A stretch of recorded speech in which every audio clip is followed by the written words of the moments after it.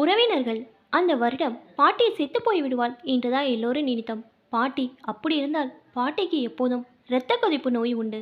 May June மாதங்களில் இந்த நோயின் கடுமை நன்றாகவே தெரியும். ஆகஸ்ட் மாதம் நெருங்கி பாட்டியின் உடல் நிலையில் எந்தவித முன்னேற்றமும் இல்லை. பெரியப்பா பையன் பாபுவின் கல்யாணத்திற்கு குடும்பம் முழுவதும் சுவாமிமலைக்கு கிளம்புவதாக இருந்தோம். தனியாக பஸ் ஏற்பாடு செய்திருந்ததால் போய் வருவதில் சிரமம் எதுவும் இல்லை. ஆனால் பாட்டியின் நிலைதான் கவலைப்படும்படியாக இருந்தது. டாக்டர் சங்கரன் நாராயணன் பாட்டியை யாராவது ஒருவர் பார்த்து கொண்டிருக்க வேண்டும் என்று சொல்லிவிட்டார். டாக்டர் அப்படி சொல்லும்போது பாட்டிக்கு ஏதாவது புரிந்ததா என்று தெரியவில்லை. கண்கள் லேசாக செருகி கிடந்தன. வாய் தானாக எதையோ உளறி கொண்டிருந்தது. டாக்டர் எதையோ கேட்க, பாட்டி ராமுக்கு கல்யாணம் ஆயிட்டு குழந்தை இருக்கிறது என்றாள். ராமு மாமா பையன், கல்லூரியில் படித்து கொண்டிருந்தான். பாட்டிக்கு என்னாச்சுன்னு தெரில, இப்படிதான் உளறிட்டு இருக்கா. லோ ப்ரெஷர்னா அப்படி தான் இருக்கும். மூளையில் பிளட் சர்க்குலேஷன் குறைஞ்சு போயிருக்கும். மூளை ஒழுங்காக வேலை செய்யாது. டாக்டர் நீங்கள் என் பையன் மாதிரி நல்லா இருக்கணும். பெருசும் சின்னதும் என்னை பார்க்க வரல. கருப்பு பெட்டியை பார்த்தீங்களா? ஏய் பாட்டி கொஞ்சம் சும்மா இரே. நடிக்கிறியா? No sir, நடிக்கலை. அவங்க உண்மையிலே நோயின் கடுமைதான். யார் பெருசும் சின்னதும்? பாட்டி அவள் பிள்ளைங்களை பற்றி சொல்கிறா. டாக்டர் உங்களுக்கு பணம் எடுத்து கொடுப்பேன்னு அந்த கருப்பு பெட்டியை காணோம். சம்பளம் மாதிரி மடியிலே வச்சுருப்பீங்களே, அதை சொல்கிறீங்களா? ஆமாம், அதை தான் சொல்கிறேன். பிரேமா எடுத்துன்னு போயிருப்பா. பாட்டி பிரேமாவை பற்றி அப்படி சொல்லாத. அவள் காதல் விழுந்தா வேலைக்கு வரமாட்டா. கருப்பு பெட்டியை பார்த்தீங்களா? பாருங்க டாக்டர், அந்த எவர் சில்வர் சம்பளத்தை கருப்பு பெட்டின்னு சொல்கிறா. மேலே கருப்பு கலர் போட்ட கவர் இருக்கும். பாட்டிக்கு நடிப்பு பாதி உடம்பு பாதி என்று சொல்லி சிரித்தார் டாக்டர். நீங்கள் நல்லா இருக்கணும் டாக்டர், என்னை பார்க்க வந்தீங்களே. டாக்டர் அசடு வலிய சிரித்தார். அவருக்கு பாட்டியை பார்க்க வருவதால் கூடுதல் வருமானம் வருகிறது. அரிசி மண்டி பக்கத்தில் அவர் மருத்துவமனை இருந்தது. ஒரு சிறிய அறையில் சில நாற்காலிகள், ஒரு பெஞ்ச், ஒரு சிறு தடுப்பு. அந்த பகுதியில் டாக்டர்கள் அதிகம். கூட்டம் அதிகமாக அவரிடம் வராத காரணத்தினால்தான் பாட்டியை அங்கே அழைத்து போய் காமிக்க எங்களுக்கு சௌரியமாக இருந்தது. கூடவே நாங்கள் இருந்த தெருவிற்கு அருகிலே அவர் மருத்துவமனை இருந்தது. அதற்கு மேல் ஒன்றும் பேச முடியவில்லை. பாட்டியால் கண்கள் செருக ஆரம்பிக்க தூங்கி கொண்டிருந்தாள். பாட்டிக்கு இந்த மருந்தை கொடுத்துட்டு வாங்க, எதுக்கும் சீரியஸ்னா எனக்கு ஃபோன் பண்ணுங்க. இசிஜி, யூரின், மலம் டெஸ்டெல்லாம் எடுக்கணும். நாங்கள்லாம் கல்யாணத்துக்கு கட்டாயம் போகணும். அதான் உங்களை அழைச்சிட்டு வந்தோம். சாதாரணமாக நாங்கள் பாட்டியை பார்த்துட்டு இருப்போம். ஆனால் இப்போ என்ன செய்கிறதுன்னு புரியலை. பாட்டியை பார்த்துக்க ஒருத்தர் கட்டாயம் வேணும். நாங்கள் சிறுவர்களாக இருக்கும் போதிலிருந்து பாட்டி எங்களுடன் தான் இருந்து வருகிறாள். அம்மா செத்து போன பிறகு பாட்டி அவள் பிள்ளையை பார்க்க கூட போவதில்லை. அவர்கள் பாட்டியை பார்த்து விட்டு போவார்கள். இதெல்லாம் ஒரு சடங்கு மாதிரி தான் நடந்து கொண்டிருக்கும். அவர்களுக்கு அம்மாவை பார்க்க வேண்டும் என்கின்ற பாசம்லாம் என்பதில்லை. நான் வேணும்டா கல்யாணத்துக்கு வரல என்றால் என் மனைவி வித்யா. எப்படிம்மா நீ வராமல் இருக்க முடியும்? முக்கியமான கல்யாணம், வேணும்னா நீங்கள் எல்லாரும் போங்க, நான் இங்கே இருக்கிறேன் என்றார் அப்பா. எதுக்கு எல்லாரும் போகாமல் இருக்கணும்? பாட்டியை பிள்ளைங்க கிட்ட கொண்டு போய் விட்டுடலாம், அவங்க பார்த்துக்கட்டும். இந்த சமயத்தில் கூட பாட்டியை பார்த்துக்கலைன்னா எதுக்கு பிள்ளைங்களா இருக்கிறாங்க அவங்க என்று நான் கூறியதை எல்லோரும் ஆமோதித்தார்கள். என்னை அங்கே கொண்டு போய் போட்டுடுங்க.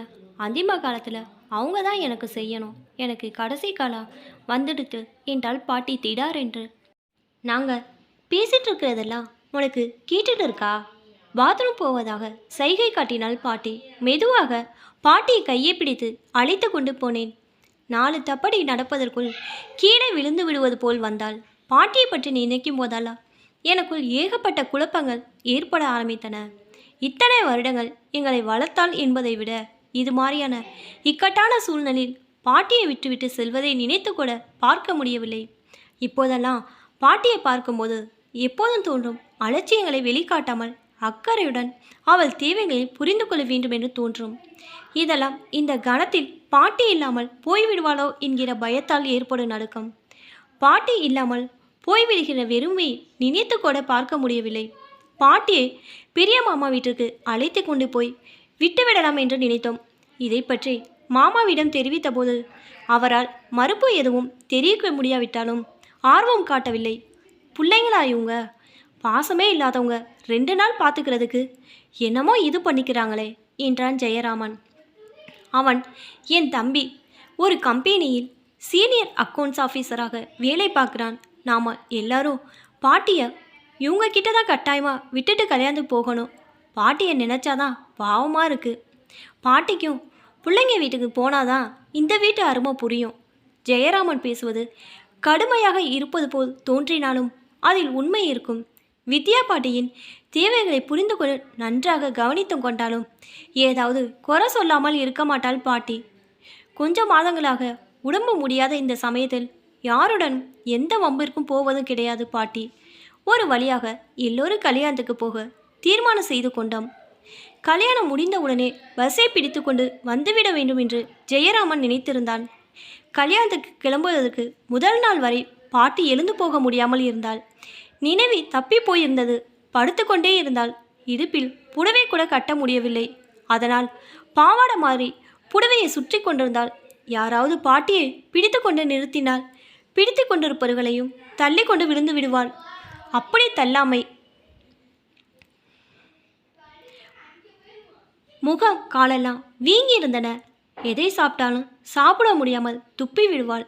டாக்டர் சங்கரன் நாராயணன் கொடுத்த மாத்திரையினால் எந்தவித முன்னேற்றமும் தென்படவில்லை. இந்த பரிதாப நிலை நிற்கும் பாட்டியை மாமா வீட்டில் விட்டுவிட்டு கல்யாணத்துக்கு போவது அவசியமா என்கிற மாதிரி எனக்கு தோன்றாமல் இல்லை. மனம் வேறு விதமாக சமாதானம் செய்து கொண்டது. பாட்டியின் நிலையை பற்றி எதுவும் சொல்ல முடியாது. பாட்டிக்கு எது வேண்டுமானால் நிகழலாம்.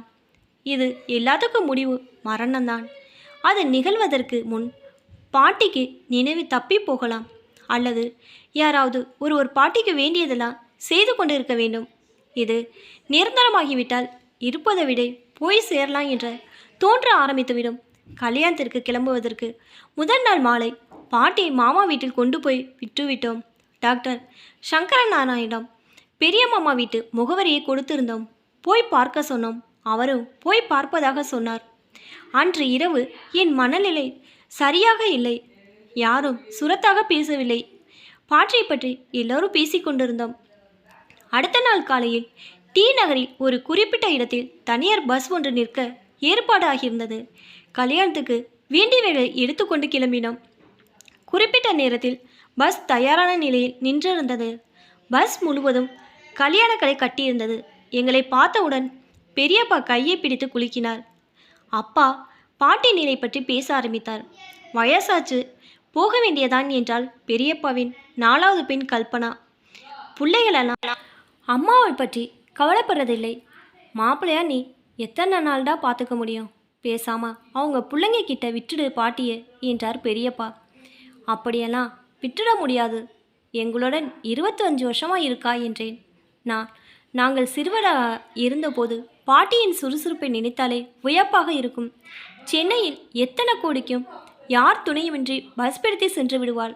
அவளுடைய பாலிய காலத்தில் கிராமத்தில் உள்ள வீட்டை விட்டு நகர்ந்ததில்லை. ஒரு சமயம் பாட்டியின் பெரிய பெண் பரோடாவில் இருந்தால் பெரிய பெண்ணுக்கு பாட்டியின் உதவி வேண்டியிருந்தது. அவளிடமிருந்து உதவி கோரி கடிதம் வந்திருந்தது. கிளம்ப வேண்டும் என்று உறுதியாக இருந்தால் பாட்டி. பாட்டியின் சின்ன பெண்ணான என் அம்மா போக வேண்டும் என்று தடுத்தோம். கேட்கவில்லை. பெரிய பெண்ணுக்கு கடிதம் எழுதிவிட்டு கிளம்பிவிட்டாள். ஆனால் அங்கு போய் 1 மாதம் கூட இருக்க முடியவில்லை. திரும்பவும் இங்கு வந்து விட்டாள். பாட்டி ஆச்சாரம் பார்க்க மாட்டாள். அவளால் முடியாது. இதனாலேயே ஆச்சாரம் பார்க்கும் பேர் வழிகளுக்கு பாட்டியை கண்டால் பிடிக்காது. பாட்டியை போல் நடிப்பதற்கு யாராவது பிறந்துதான் வர வேண்டும். ஆச்சாரம் பார்ப்பவர்கள் யாராவது வீட்டுக்கு வந்து விட்டால் போதும். பாட்டி அன்று மட்டும் சீக்கிரமாக குளித்துவிட்டு விபூதி பூசி சாமி படங்களுக்கு முன் நின்று ஸ்லோகம் சொல்ல ஆரம்பித்து விடுவாள். எங்கள் தலைகளை கண்டால் ஆச்சாரப்பாக்கு நபர்களின் காதுகளுக்கு விழுகிற மாதிரி மேலே படாதே என்று சத்தம் போடுவாள். வந்தவர்களும் பாட்டியை முழுவதுமாக நம்ப மாட்டார்கள்.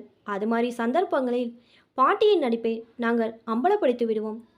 ஆச்சாரெல்லாம் பார்க்க முடியுமா? இதுங்களெல்லாம் புறப்பட்டு வர இடத்துல என்று போலியாய் புறம்புவாள் அவர்களிடம். அம்மா செத்த பிறகு மாம்பழத்தில் நாங்கள் பெரிய மாமா இருக்க இடத்தில் அருகில் குடி வந்தோம். அப்படி குடி வந்ததுக்கு காரணம் பெரிய மாமா மூலம் எங்களுக்கு எல்லா உதவிகளும் கிடைக்க வேண்டும் என்று எதிர்பார்த்துதான். மாமா வீட்டுக்கு எங்களுக்கு அடிக்கடி நடந்து வந்த போக்குவரத்துகள் முதல் சில வருடங்கள் கழித்து படிப்படியாக குறைந்து போய் இன்று முற்றிலும் அஸ்தமனமாகிவிட்டது.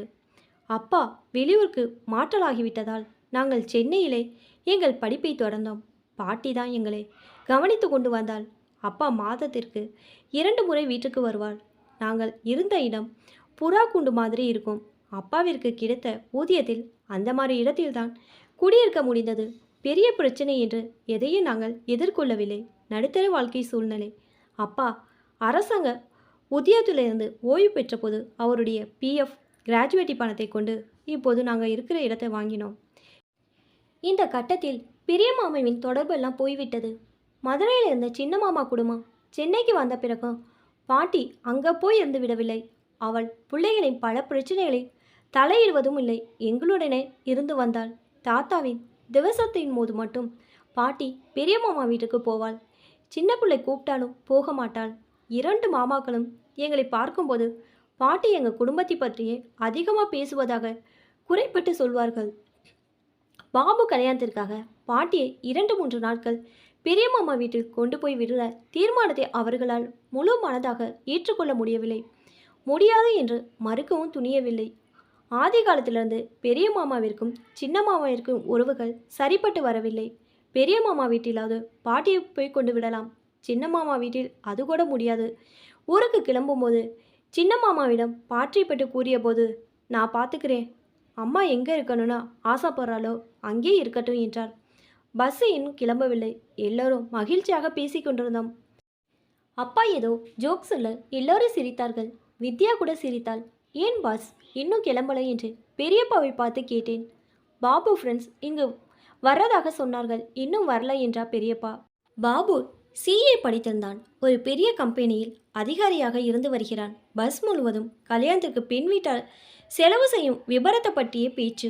பெண் வீட்டார் வசதி படைத்தவர்கள். வைரத்தோடு வைர மூக்குத்துடன் 50 பவுன் நகைகளும் 3 கிலோ வெள்ளி பாத்திரங்களும் ஏற்கனவே கல்யாண சீராக வைப்பதாக ஒப்புக்கொண்டனர். அதை தவிர கையில் 10,000 ரூபாய் பணமும் சுவாமிமலையில் கல்யாணமும் நடத்த போக வர பஸ்ஸும் ஏற்பாடு செய்திருந்தன. இப்படி ஒரு இடம் கிடைத்தது குறித்து பெரியப்பா வீட்டில் உள்ள எல்லாருக்கும் தலைகள் புரியாத சந்தோஷம். சும்மா சொல்லக்கூடாது. சித்தப்பா பாபுவுக்கு கிடைச்சது பெரிய இடந்தா, ஊரில் அவளுக்கு பல ஏக்கர் நிலம் இருக்கு என்று கல்பனை ஆரம்பித்தாள். அந்த மாமி புடவை கட்டிண்டு வர அழகும் உடம்பெல்லாம் நகை போட்டுண்டு வர அழகும் பார்த்தாலே போதும், அவ்வளோ தேஜஸ், முகையெல்லாம் பணக்கார கலை சொட்டும் என்று பெரியம்மாவின் குரல் கேட்க ஆரம்பித்தது. உடனே பெரியப்பா, பாபு மாமனார் என்னை பார்த்து, என் பெண்ணுக்கு என்ன பண்ணணும் எனக்கு தெரியும், நீங்கள் ஒன்றும் என்னை கேட்காதீங்க என்று சொல்லிட்டார். அதிலிருந்து நான் மூச்சே விடலை. அவர்தான் எல்லாம் செய்து கொண்டு வருகிறார் என்றார். பெரியப்பாவிற்கு 4 பெண்கள். பாபுதான் ஒரே பையன். 4 பெண்களுக்கும் கல்யாணம் முடித்து அனுப்புவதற்குள் அவர் பட்டப்பாடு எங்களுக்கெல்லாம் தெரியும். 3வது பெண் மாலதி. கல்யாணத்தின் போது அவருக்கு ஏகப்பட்ட பிரச்சனை. அவர் கைமீறி பிள்ளை வெட்ட ஒவ்வொன்றாய் கேட்க ஆரம்பித்து விட்டார்கள். வேண்டா இந்த வரன் என்று உதறிவிட்டதான் நினைத்தார் பெரியப்பா. அந்த கல்யாணம் எப்படியோ நடந்து விட்டது. கல்யாணத்தின் போது பெரிய சண்டை. சம்மந்தி வீட்டார் மாப்பிளை அழைப்புக்கு ஏற்பாடு செய்திருந்த காரில் பூ அதிகமாக வைக்கவில்லை என்ற காரணத்தை வைத்துக்கொண்டு சண்டையை ஆரம்பித்தார்கள். கல்யாணத்துக்கு பிறகு மாலதி பெரியப்பா வீட்டுக்கு வருவதை நிறுத்தி கொண்டாள். பெரியப்பா 3வது மாப்பிளையை திட்டாமல் இருக்க மாட்டார். பாபு கல்யாணத்திற்கு கூட அவர்கள் இந்த பஸ்ஸில் வராமல் தனியாக சுவாமிமலைக்கு வரப்போகிறார்கள். மாலதி என்று பேச்செடுத்தால் போதும், பெரியம்மா கண் கலங்கிவிடும். மாலதிக்கு இன்னும் குழந்தை பிறக்கவில்லை என்கிற குறை வேறு அவளுக்கு இருந்து கொண்டே இருக்கிறது. அந்த கல்யாணம் நடந்து முடிந்து 5-6 வருடங்கள் ஓடிவிட்டன. பத்மான் பையன் எத்தனாவது படிக்கிறான்? +2 படிக்கிறான். அவனுக்கு இன்ஜினியரிங் கல்லூரி இடம் கிடைக்கிறான்னு பார்க்கணும். பெரியப்பாவின் முதல் பெண் பத்மா வண்டியின் முதல் சீட்டில் தன் குடும்பத்துடன் அமர்ந்திருந்தாள். அவளை பற்றி பேச்செடுக்கும் போது எங்களை பார்த்து கையசைத்தாள். பத்மா கல்யாணம் எங்கள் பூர்வீக கிராமத்தில் நடந்தது. இன்னும் பெரியப்பா இந்த 3 குடும்பங்களுக்கும் சொந்தமான பரம்பரை நிலத்தை பாதுகாத்து கொண்டு வருகிறார். எங்கள் குடும்பங்களுக்கு வருஷம் அரிசி வந்துவிடும். பத்மா கல்யாணம் நடக்கும்போது நான் 8ஆம் வகுப்பு படிக்கும் பள்ளி சிறுவன். கிராமத்தில் உள்ள எங்கள் வீட்டிலிருந்து பாதி தெரு முழுவதும் பந்தல் போட்டிருந்தார்கள். அந்த மாதிரியான வீட்டை பார்க்க முடியாது. வாசலிலிருந்து கொல்ல வர ஒரு தெருவிலிருந்து இன்னொரு தெருவிற்கு போகிற வழி மாறி இருந்தது. பெரியப்பாவிற்கு அதிக செலவு கொடுக்காத கல்யாணம் அது. பெரியப்பாவிற்கு அப்பா மாதிரி சாதாரண அரசாங்க உத்தியோகம். ஆனால் பெரியப்பா மருத்துவத்துறையில் இருந்தார். பல அரசாங்க மருத்துவமனையில் செவிலியர்களின் கண்காணிப்பராக பணிபுரிந்த அனுபவத்தால் அவரே ஒரு குட்டி மருத்துவராக காட்சியளிப்பார். வருடத்திற்கு ஒரு முறையாவது அவர் கிராமத்தில் போகாமல் இருக்க மாட்டார். கூடவே அப்பாவும் செல்வார். தாத்தாவிற்கோ பாட்டிக்கோ நடக்கும் திவசம் போதெல்லாம் அவர்கள் இருவரும் ஒரு முறையாவது கிராமத்திற்கு போக வேண்டிய அவசியம் ஏற்படும். அப்பா, பெரியப்பா, பெரிய பெரியப்பா மூவரும் ஒன்றாகத்தான் திவசம் செய்வார்கள். இவர்கள் இருவரும் ஊருக்கு வர முடியாத சமயத்தில் பெரிய பெரியப்பா சென்னைக்கு வந்து விடுவார். ஒவ்வொரு முறையும் கிராமத்திற்கு செல்லும் போதெல்லாம் பெரியப்பாவை சுற்றி கிராமத்தில் உள்ளவர்கள் வியாதிகளை சுமந்து கொண்டு வந்து விடுவார்கள். வண்டி ஒரு வழியாக புறப்பட்டது. பாபு நண்பர்களில் ஒருவரை தவிர எல்லாரும் வந்திருந்தார்கள். பாபு என்னை பார்த்து கையாட்டினான். வித்யா பார்த்து விசாரித்தான். ஜெயராமன் பக்கத்தில் போய் அமர்ந்தான். என் கல்யாணத்தின் போது பாபு காசி யாத்திரை குடையை பிடித்துக்கொண்டு மாடியிலிருந்து கீழே இறங்கி வந்தது இன்னும் கூட ஞாபகத்துக்கு வருகிறது. கல்யாணம் முழுவதும் என் கூடவே இருந்தான். பாட்டியை என் கல்யாணத்து போது யாரும் கவனிக்கவில்லை. அவள் ஏதாவது ஒரு மூலையில் ஆச்சாரம் பார்க்கும் அவளை போன்றவர்களுடன் போராடி கொண்டிருப்பாள். பெரிய பெரியப்பா தான் கல்யாணத்தை நடத்தி வைத்தார். பெரிய மாமா குடும்பத்திலிருந்து எல்லோரும் ஒவ்வொரு முறை வந்துவிட்டு போனார்கள். உறவு முறைகளில் எனக்கு எல்லா சந்தைகளுக்கும் எப்போதும் ஏற்படாமதில்லை. ஒரே வயிற்றில் பிறந்தவர்கள் குழந்தைகளாக இருக்கும் வரை எந்தவித பிரிவினையும் இல்லாமல் வளர்க்கப்படுகிறார்கள். வளர வளர பக்குவம் ஏற்படுவதற்கு பதில் பல மாற்றங்களுக்கு உள்ளாகி விடுகிறார்கள். எல்லாவற்றுக்கும் அடிப்படையான காரணம் என்னவாக இருக்க முடியும்? பஸ்ஸில் இருந்த கலகலப்பில் பாட்டியை மறந்திருந்தோம். பணம் பணம்னு ஒன்று மனுஷன் இப்படி அலையிறாளே என்று முணுமுணுத்தாள் வித்யா. அப்படி சொல்லாத பெரியப்பா, 4 பெண்களுக்கு கல்யாணம் பண்ணியிருக்க, எப்படி கஷ்டப்பட்டிருப்பார் கொஞ்சம் யோசிச்சுப்பார். பிள்ளை மூலம் ஓரளவு சரி செய்ய பார்க்கிறாள். இதில் என்ன தப்பு இருக்குது? பெண்களுக்கு இப்படி கஷ்டப்பட்டு கல்யாணம் பண்ணி கொடுத்தவங்க தான் புள்ள கல்யாணத்தின் போது எதையும் எதிர்பார்க்காமல் இருக்க வேண்டும். இறைஞ்சு பேசாத, எல்லார் காதிலும் விழப்போகிறது. இப்படிப்பட்ட பணக்கார மனுஷாளுக்கு ஒரு பையன் கிடைக்காம போயிட மாட்டான். ஆனால் நம்ம மாதிரி நடுத்தர வர்க்கத்தை சேர்ந்த பெண்ணுக்கு தான் பாபு மாதிரி படித்த பையன் கிடைக்காம போயிடுவான். அதை பற்றி நானும் நீயும் பேசி என்ன பிரயோஜனம்? அது சரி, வித்யா தேராமல் அப்படியே இருக்காளே என்று பெரியம்மா அப்பாவிடம் விசாரித்து கொண்டிருந்தாள். கல்யாணத்திலேருந்து அப்படியே தான் இருக்கா, கொஞ்சம் கூட மாறலை. பெரியம்மா எதை சொன்னாலும் அதில் உறுதியாக இருப்பாள். புள்ளைக்கு நல்ல வரன் கிடைத்த சந்தோஷம், புள்ள எல்லாரையும் விட நன்றாக படித்திருக்கிறான் என்கிற பெருமை, இதெல்லாம் தாங்க முடியாத பெரியம்மா அடிக்கடி என்னை பார்த்து கேட்குற கேள்வி, உன் சம்பளம் எவ்வளோடா என்பது. பெரிய படிப்பு படித்திருக்கும் அவள் பிள்ளையை விட நான் அதிக சம்பளம் வாங்கிவிடக்கூடாது என்கிற கவலை எப்போதும் இருந்து கொண்டே இருக்கும் பெரியம்மாவிற்கு. பஸ் சுவாமிமலையில் உள்ள அந்த சத்திரத்தை மாலை 3 மணிக்கு அடைந்தது. எல்லாருக்கும் சாப்பாடு தயாராக இருந்தது. பாபுவின் மாமனார் சாம்பசிவன் எல்லாரையும் உபசரித்தார். பெரிய வாழை இலையில் எல்லோருக்கும் சாப்பாடு. சாப்பிட இடத்துக்கு வந்து நிதானமாக சாப்பிடுங்க, அவசரப்படாதீங்க என்று எல்லோரையும் விசாரித்தார். சாப்பாடு பிரமாதம் என்றார் அப்பா சாம்பசிவத்தை பார்த்து. எல்லாம் ஏன் கையில் இல்லை என்றார் சாம்பசிவம். அவர் நெற்றியில் விபூதி பட்டையாக இருந்தது. தூய்மையான சட்டை அணிந்திருந்தார். கையில் மோதிரங்கள், புது பட்டு வேஷ்டி கட்டியிருந்தார். ஒரு வழியாக சாப்பிட்டு விட்டு கல்யாண மண்டப கூட்டத்திற்கு வந்தோம். பெரிய சத்திரம், கூட்டம் அவ்வளோவாக இல்லை. நாங்கள் வந்த கூட்டத்தை விட பாபு மாமனார் வீட்டு மனிதர்கள் குறைவாக தென்பட்டார்கள். சாம்பசிவம் பிறப்பை பார்க்க வந்தார். சார், ஒரு விஷயம். என்ன என்று கேட்டபடியே அடக்கமாக அவர் முன் போய் நின்றார் பெரியப்பா. உங்களுக்கு ரொம்பவும் நெருக்கமாக இருக்கிறவ, அதாவது பையனோட அக்கா குடும்பம், உங்கள் குடும்பம் எல்லாம் இங்கே தங்கிக்கலாம். மற்றவளுக்கு நான் வேறு இடத்துல தங்க ஏற்பாடு செய்திருக்கேன். அவளை வர சொன்னீங்கன்னா நான் இடத்தை காட்டுவேன். பெரியப்பா எல்லாரிடம் இதை கூறினார். கல்பனா அப்பாவை பார்த்து, சித்தப்பா அந்த இடத்தை காட்டுவா, நீங்கள் போங்க என்றாள். இதுவரை பஸ்ஸில் ஒன்றாக வந்த உறவினர் கூட்டம் இப்போது நெருங்கிய உறவினர்கள், நெருங்காத உறவினர் என்று 2 பிரிவுகளாக பிரிந்தது. பாபு பெரியப்பா, பெரியம்மா, பாபு அக்காக்கள், அக்காங்களின் கணவர்கள், அவர்கள் குழந்தைகள், கல்யாணம் பண்ணி வைக்க போகிற பெரிய பெரியப்பா, பெரிய பெரியம்மா, இவர்களெல்லாம் நெருங்கிய உறவினர்கள். கல்யாண மண்டபத்திலே அவர்களுக்கென்று நவீன வசதிகள் கொண்ட அறைகள், எங்களுக்கெல்லாம் தனி ஏற்பாடு செய்திருந்தனர். சாம்பசிவம் கல்யாண மண்டபத்திலிருந்து 1/2 கிலோமீட்டர் தூரத்திலிருந்து அந்த இடம். சித்தப்பா பையனாகிய நான், என் மனைவி, என் தம்பி, பாபுவின் நண்பர்கள், பாபுவின் மாமாக்களின் குடும்பங்கள் இன்று நாங்கள் அந்த இடத்தை ஆக்கிரமித்து கொண்டோம். அன்று மாலை ஜானவாசம் எல்லாம் அமர்க்கலமாய் ஏற்பாடு ஆகியிருந்தது.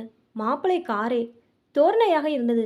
வீடியோவில் எல்லாவற்றையும் படம் பிடித்து கொண்டிருந்தனர். அந்த பகுதியில் பிரபலமாயிருக்கும் நாதஸ்வர வித்வான்களின் கச்சேரி. தனிப்பட்ட முறையில் ஏற்பாடு செய்திருந்த சமையல்காரன் விதவிதமாய் வேளா வேலைக்கு சமையல் செய்து கொண்டிருந்தார்கள். அப்பா சமையக்கூடிலிருந்து வெளியே வரவில்லை. வித்யாவும் மலைப்புடன் பார்த்து கொண்டிருந்தாள். சாம்பசிவத்திற்கு 3 பெண்கள், 1 பையன். பாபு கல்யாணம் செய்து கொள்ளப் போகும் பெண் 3வது பெண். முதல் 2 பெண்களுக்கும் இதே மாதிரியான ஆடம்பரமான கல்யாணம்தான். கல்யாணத்தில் எந்தவித குறையும் இல்லை. ஆனால் 3வது மாப்பிள்ளை CA படித்திருப்பதால் சீர்வரிசை கொஞ்சம் அதிகமாக செலவழித்தாள். முதல் பெண்ணிற்கு மாத்திரம் 1 பெண் குழந்தை. 2வது பெண்ணின் கணவர் ஒரு வங்கியில் குமஸ்தா. முதல் மாப்பிள்ளை ஒவ்வொரு சமயம் ஒவ்வொரு இடத்தில் வேலையில் இருப்பான். அவன் வாயில் வெற்றிலை குதப்பிக்கொண்டு சீட்டாள கூட்டத்துடன் சேர்ந்திருந்தான். அவன் இந்த கல்யாணத்தை பற்றி கவலைப்படவில்லை. சாம்பசிவத்தை மதிக்கவும் இல்லை. அவன் வீட்டிலிருந்து அவனுடைய உறவினர்கள் என்று யாரும் வரவில்லை. 2வது மாப்பிள்ளையோ சாம்பசிவத்தையே சுற்றி கொண்டிருந்தான்.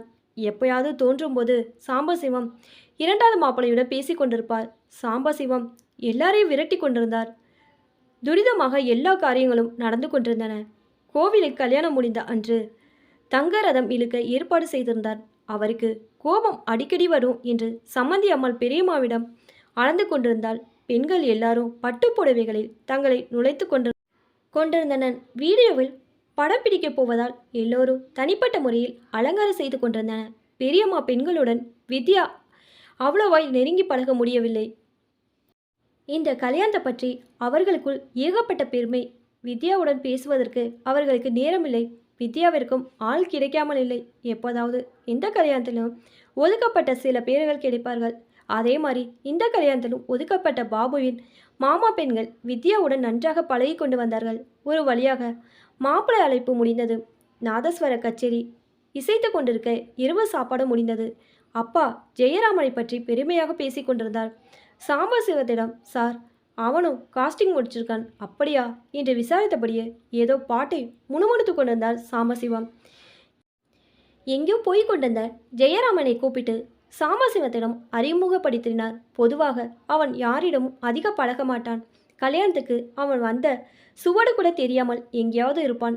வெறுமன சாம்பசிவத்தை பார்த்து புன்னகைத்து விட்டு அந்த இடத்திலிருந்து நகர்ந்தான். கொஞ்ச நேரம் கழித்து அவன் என்னை பார்க்கும்போது, அப்பாவிற்கு என்னாச்சு, ஏன் இப்படி உளறிண்டு இருக்கார் என்று கேட்டான். இது மாதிரி தனக்கும் சம்மந்தி கிடைக்க வேண்டுமென்று நினைச்சிட்டு இருக்காரோ என்னமோ என்று சிரித்து கொண்டு, கல்யாணம் முடிஞ்ச உடனே ஊருக்கு கிளம்பணும். பாட்டி எப்படி இருக்காளோ, பாட்டியை பற்றி பேச்சு எடுத்ததும் எனக்கு இந்த கல்யாணத்தை பற்றிய நினைப்பு மறந்துவிட்டது. உடனே ஊருக்கு போக வேண்டும் போல் தோன்றியது. சாம்பசிவத்துடன் பேசிக்கொண்டிருந்த அப்பா அழுத்து போய் சீட்டாட இடத்திற்கு போய் அமர்ந்தார். சாம்பசிவத்தின் மூத்த மாப்பிள்ளையுடன் 3வது மாப்பிள்ளையும் சேர்ந்து பெரிய கூட்டத்தையே உண்டாக்கி கொண்டிருந்தார்கள். ராத்திரிக்கு வீடியோவில் சினிமா படங்களை காட்டப் போறார்களாம் என்றபடி வித்யா ஒரு செய்தியை சுமந்து கொண்டு வந்தாள். ராத்திரியெல்லாம் முழிச்சிட்டு பார்த்தா நாளைக்கு கல்யாணத்தை கோட்டை விட்டுருவான். சும்மா கொஞ்ச நேரம் தானே, எல்லார்கிட்டே போய் வம்பாளத்தாச்சா? எனக்கு வம்பளக்கிற புத்தியெல்லாம் கிடையாது. உங்கள் பெரியப்பா பெண்கள் முன் போய் நின்னா கூட பேச மாட்டேங்கிறாங்க. என்னத்தை வம்பளக்கிறது?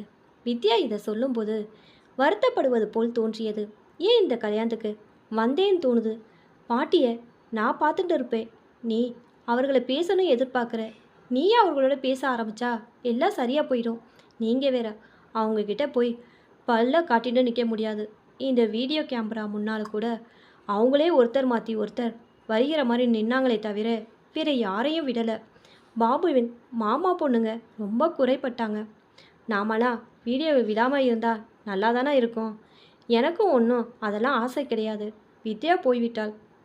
அன்று இரவு எல்லோரும் வீடியோவில் படம் பார்த்து கொண்டிருந்தோம். பாபு மாப்பிள்ளை கோலத்தில் லட்சணமாய் இருந்தான். காலையில் எல்லாம் துரிகதியில் நடக்க ஆரம்பித்தது. பாபு கல்யாணம் முழுவதும் வீடியோவில் பதிவாகியது. ஜெயராமன் கல்யாணம் முடிந்தவுடனே கிளம்பி விட்டான். அவன் அலுவலகத்தில் வேலைப்பளு அதிகமாக இருந்ததால் அவனுக்கு போக வேண்டிய நிர்பந்தம். பெரிய பெரியப்பா கல்யாணம் முடிந்த அசதியில் இருந்தார். அவர் மாயூரத்திலிருந்து கல்யாணத்திற்காக எங்கள் பஸ் வருவதற்கு முன் வந்துவிட்டார். பொதுவாக அவர் யாரிடம் பேச மாட்டார். 80 வயதிலும் ஆரோக்கியமாக தென்பட்டார். சாப்பாட்டு விஷயத்தில் ஜாக்கிரதையாக இருப்பார். அப்பா நேர் எதிர். கல்யாணம் என்றாலே சாப்பாடு தான் அவருக்கு ஞாபகத்துக்கு வரும். பெரிய பெரியப்பாவுக்கு ஒரே பையன். அறுவடை நேரத்தில் எல்லாவற்றையும் விட்டுவிட்டு கல்யாணத்திற்கு அவனால் வர முடியவில்லை. கிராமத்திலே அவர்கள் வளர்ந்து விட்டார்கள். அவனுக்கு கல்யாணம் பண்ண வேண்டும் என்று சொல்லி கொண்டிருந்தால் பெரிய பெரியம்மா. பெரிய பெரியம்மாவிற்கு தன் பிள்ளை சரியாக படிக்கவில்லை என்கிற குறை உண்டு. எங்களையெல்லாம் பார்க்கும்போது அந்த குறை பெரிதாக தெரியும். அவன் கெட்டிக்காரத்தனத்திற்கு எங்கள் படிப்பெல்லாம் ஒன்றே கிடையாது என்று சமாதானம் பண்ணுவேன் நான். அத்தை கல்யாணத்திற்கு காலையில் வந்தால் யாரும் அவள் இருப்பதை பற்றி கவலைப்படவில்லை. கல்யாணத்திற்கு அத்தை பையன் யாரும் வரவில்லை. நன்றாக வாழ்ந்து நொடிந்த குடும்பம். எப்போது பார்த்தாலும் பெரிய துக்கத்தில் இருப்பது போல் இருப்பாள் அத்தை. அன்று மாலை கோவிலில் தங்கரதம் இழுக்க ஏற்பாடாகி இருந்தது. கோவிலில் கல்யாண கூட்டம் அலை மோதியது. அப்பாவிற்கு தாங்க முடியாத சந்தோஷம். அவரும் தங்க ரதத்தை இழுத்தார். ஒரு வழியாக கோவில் திருவிழா முடிந்து எல்லோரும் சத்திரத்துக்கு திரும்பும்போது இரவு 8 இருந்தது. அப்பா சாம்பசத்தின் கையை பிடித்து கொண்டாட ஆரம்பித்தார். உங்கள் புண்ணியத்திலே எங்களுக்கெல்லாம் இந்த சந்தர்ப்பம் கிடைச்சது. முருகன் கோயிலில் இந்த மாதிரியான சந்தர்ப்பம் கிடைக்க கொடுத்து வச்சிருக்கணும். எல்லாம் என்னுடைய புண்ணியம் இல்லை ஓய். அவன் அனுகிரகத்தினால் தான் நடக்குது. அதுவும் உங்கள் வழியாக தான் எங்களுக்கு கிடைச்சிருக்கு. திரும்ப திரும்ப அதையே சொல்லிட்டு இருக்க. எல்லாம் அவன் கருணை தான். என்னால் ஆகிறதில்ல. அவர் குரல் சப்தமாக ஒலித்தது. அவர் குரலின் கடுமையை உணர்ந்து எல்லோரும் வினோதமாய் பார்த்தோம். அப்பாவிற்கு திகைப்பாக இருந்தது. வேறு எதுவும் பேச முடியாமல் அமர்ந்திருந்தார். சாம்பசிவம் ஏதோ காரியமாக எழுந்து போய்விட்டார். நான் அப்பாவை தனியாக கூப்பிட்டு அவரிடம் அதிக பேசாதே என்று எச்சரித்தேன். அப்பா இதெல்லாம் புரிந்து கொண்ட மாதிரி தெரியவில்லை. இரவு 9 மணி சுமாருக்கு நடந்த சம்பவம் இதைவிட மோசமாக இருந்தது. நாளைக்கு கட்டை சாதம் வச்சு அனுப்புறது முன்னாடி டிஃபனுக்கு பதிலாக எல்லாருக்கும் சாப்பாடு போட்டால் நல்லா இருக்கும் என்று சாம்பசிவத்திற்கு ஐடியா கொடுத்தார் அப்பா. உடனே சாம்பசிவம், நீ யாரையா அது மாதிரி சொல்ல? நான் டிஃபன் தான் போடுவேன், இல்லாட்டி சாப்பிடாம போயே. ஏதோ சம்மந்தி தம்பின்னு பார்க்குறேன், அளவுக்கு மீறி போயிட்டு இருக்க என்று சத்தம் போட்டார். அவர் குரலில் மரியாதை குறைந்து ஆணவம் மிகுந்திருந்தது. அப்பா அதிர்ச்சி அடைந்து விட்டார். எல்லார் முன்னாலும் அவமானம் அடைந்து விட்டோம் என்று கூனி குறுகி போய்விட்டார். எனக்கு அப்பாவை அழைத்து கொண்டு ஊருக்கு போக வேண்டும் போல் தோன்றியது. அப்பா செய்வதறியாமல் பெரியப்பாவும் முன் போய் நின்றார்.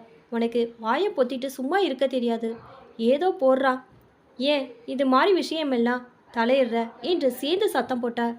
சித்தப்பா மேல் என்ன தப்பு இருக்கு? அந்த ஆளுக்கு ஏன் மூக்குக்கு மேலே கோபம் வருது என்று பரிந்து கொண்டு வந்தாள் கல்பனா. அப்பாவிற்காக நம்ம சித்தப்பா சும்மா இருக்கணும்.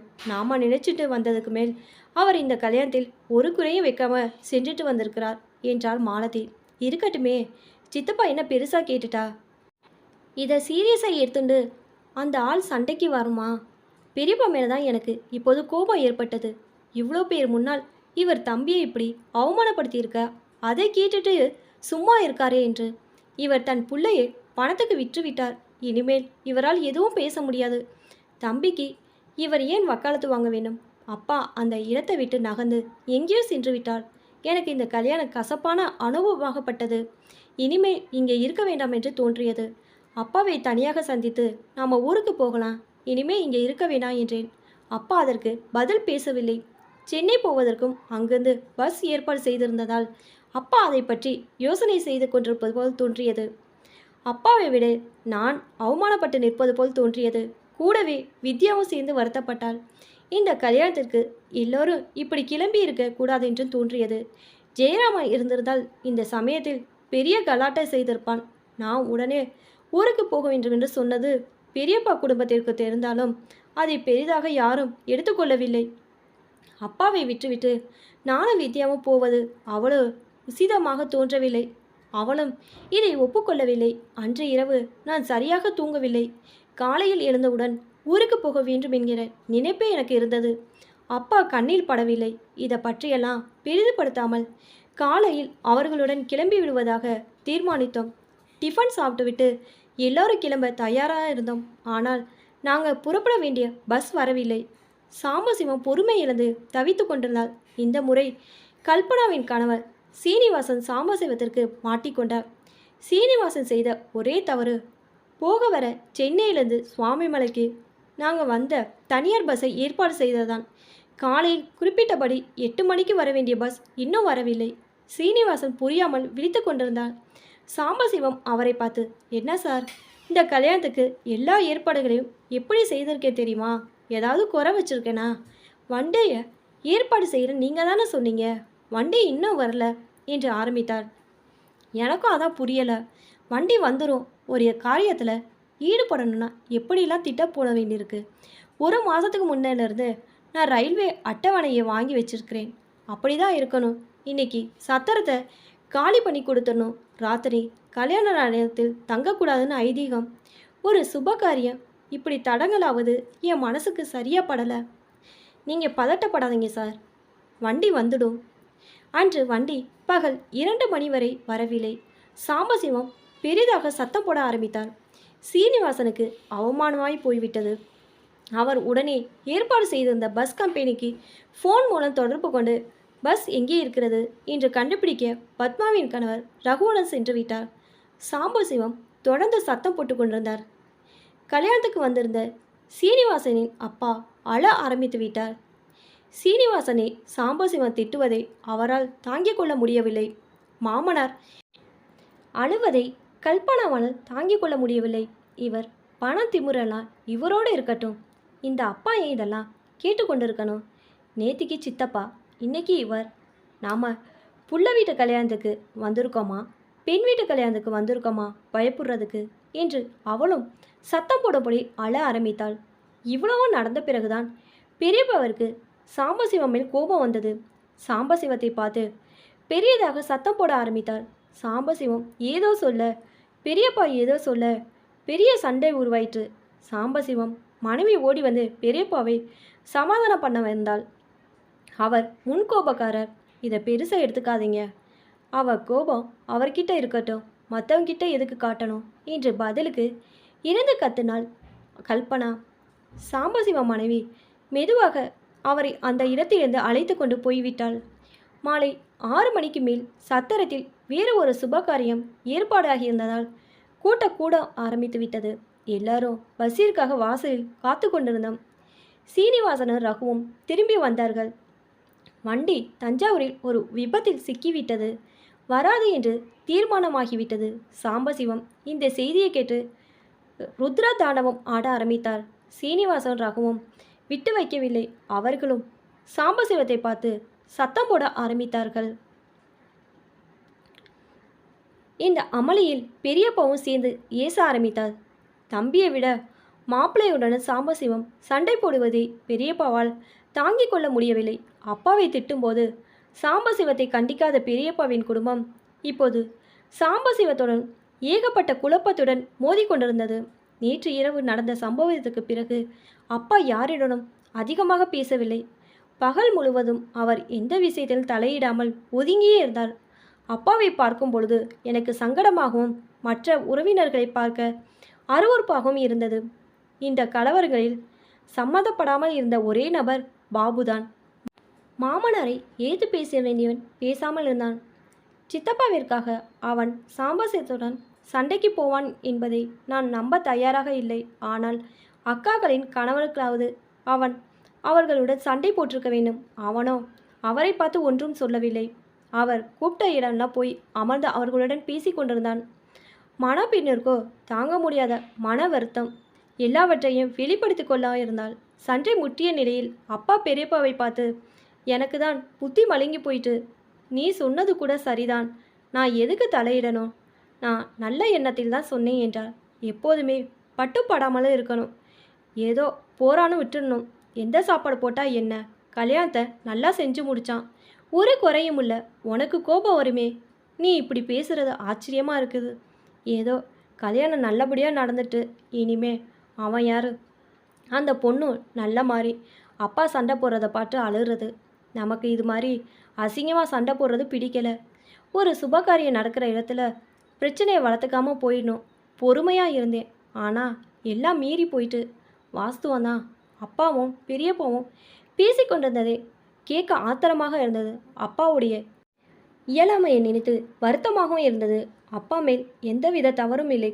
அவரை அவமானப்படுத்துகிற மாதிரி சாம்பசிவம் பேசியது சரியில்லை. தம்பி மேல் தவறில்லை என்று தெரிந்தும் சாம்பசிவத்தின் மீது கோபத்தை காட்ட முடியாத பெரியப்பாவின் இயலாமை வேறு வழி இல்லாமல் மாப்பிள்ளைக்காக தன்னை மாற்றிக்கொண்டது. எல்லாம் பணம், 50 பவுன் தங்க நகை, 3 கிலோ வெள்ளி பாத்திரங்க, 10,000 ரூபாய். சிஏ படித்த தன் பையனுக்கு நினைத்து பார்க்க முடியாத பெரிய இடத்து சாம்பசிவத்தின் மீது அப்பாவிற்கு ஏன் முதலில் ஈடுபாடு ஏற்பட்டது? அவருடைய செல்வ செழிப்பா, வாழ்க்கை தரத்தில் அவர் எல்லாவற்றையும் மிஞ்சி இருக்கிற காரணமா? தன் பையனுக்கு இது மாதிரி ஒரு வரன் கிடைக்கவில்லை என்று கூட தோன்றியிருக்கும். பாபு கல்யாணம் நிச்சயமான தேதியிலிருந்து அப்பா சாம்பசிவத்தை பற்றி ஏதாவது சொல்லாமல் இருப்பதில்லை. இந்த கல்யாணம் நடப்பதற்கு முன் ஒரு முறை சாம்பசிவத்தை அவர் வீட்டில் போய் பார்த்துவிட்டு வந்தார். அவர் பார்த்துவிட்டு வந்த மறு விடானிலிருந்து சாம்பசிவத்தின் வீட்டை பற்றி ஒரே அளப்பு. ஊரில் கூட அவருக்கு 2-3 வீடு இருக்காம். எதுக்கு நீ அவர் வீட்டுக்கெல்லாம் போகிற என்று நாங்கள் அப்பாவோட சண்டைக்கு போனோம். சாம்பசிவத்திற்கு அப்பாவின் அந்த தலையீடு எரிச்சலை தந்திருக்கும். சாம்பசிவம் ஒரு காரை எடுத்து கொண்டு வந்தார். மாப்பிளையும் பெண்ணையும் அதில் ஏற்றுக்கொண்டு செல்ல ஏற்பாடுகளை செய்து கொண்டிருந்தார். பெரியப்பா வீட்டில் அதில் அவர்களை அனுப்ப தயாரா இல்லை. பெண்ணையும் புள்ளையும் எங்களுக்கு எப்படி அழைத்து கொண்டு போக வேண்டும் என்று தெரியும், நீங்கள் கவலைப்பட வேண்டாம் என்று சத்தம் போட்டார். மாப்பிள்ளையே நாங்கள் அழைச்சிட்டு போவேன், நீங்கள் தடுக்காதீங்க. முதல்ல இந்த இடத்தை விட்டு கிளம்பணும், இல்லாட்டி பெரிய சகுன தடையாக படுறது எனக்கு என்று பெரிதாக சத்தம் போட்டார் சாம்பசிவம். நாங்கள் கிளம்பின பிறகு தான் அவங்கள கிளம்ப அனுமதிப்போம் என்று பெரியப்பா குடும்பத்திலிருந்து எதிரொலி வந்தது. நாங்கள் யாரும் மாப்பிளையும் பெண்ணையும் அவருடன் அனுப்பவில்லை. சீனிவாசன் கஷ்டப்பட்டு எல்லோரும் செல்வதற்கு ஒரு வண்டியை ஏற்பாடு செய்து கொண்டு வந்தார். நாங்களாம் கிளம்ப இரவு 10 மணி ஆகிவிட்டது. ஊருக்கு போனால் போதுமென்று எங்களுக்கு தோன்றியது. அடுத்த நாள் காலை நாங்கள் வீட்டுக்கு வந்தபோது பாட்டில் வீட்டில் இருந்தால் உடம்பு சரியாக இருந்தது. புள்ளையை கண்டபடி திட்டிக் கொண்டிருந்தாள். சுயநினைவோடு பேச ஆரம்பித்து விட்டாள். புள்ளை வீட்டில் பாட்டி நினைவில்லாமல் போயிருந்த போது புடவையை கட்டிவிடக்கூட யாரும் வரவில்லையாம். பென்ஷன் வருதே, ஏதாவது பெட்டியில் சேர்த்து வச்சுட்டு இருக்கியா என்று கேட்டபடி பாட்டி கொண்டு வந்த பெட்டியை திறந்து பார்த்து அவமானப்படுத்தினார்களாம். நீங்கள்லாம் கல்யாணத்துக்கு போகலைனா நான் அங்கே போயிருக்கவே மாட்டேன் என்றாள் பாட்டி. அவள் குரலில் துக்கம் இழந்தோடியது. நாங்கள் கல்யாணத்துக்கு சென்று பட்ட அவமானங்களை பாட்டியிடம் பிரதஸ்தாபிக்கவில்லை. எல்லா உறவு முறைகளிலும் அடிப்படையில் ஏதோ தவறு இருக்கிறது.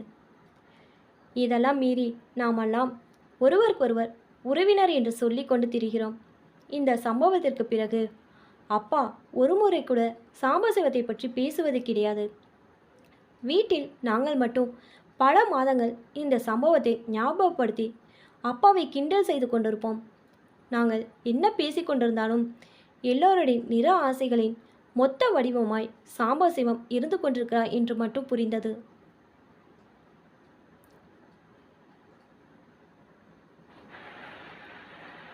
பாபுவின் திருமணம் நடந்து 3 வருடங்கள் ஓடிவிட்டன. ஏதாவது விசேஷம் என்றால் பெரியப்பா பெரியம்மாவுடன் பாபுவின் மனைவி கலந்து கொள்ள தவறமாட்டாள். இன்னும் நாங்கள் எல்லோரும் உறவினர்கள். பாட்டிக்கு இப்போதெல்லாம் உடம்பு வருவதில்லை.